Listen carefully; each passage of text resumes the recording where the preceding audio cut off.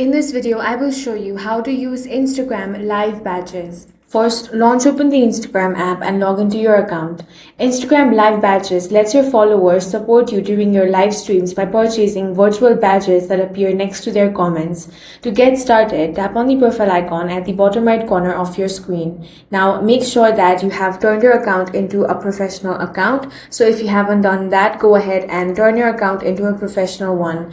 After that is done, you will get this professional dashboard option. Go ahead and tap on it.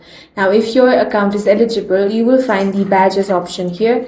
Go ahead and select that option. Review and accept the terms, select your country or region and enter your payout information to complete the setup. Once badges are enabled, start an Instagram live. Before or during your live stream, tap on badges option to turn the feature on. Viewers can then purchase badges during your live, making their comments stand out while supporting your content. That's all for this video. If you found it useful, make sure to hit the like button and subscribe for more videos like this.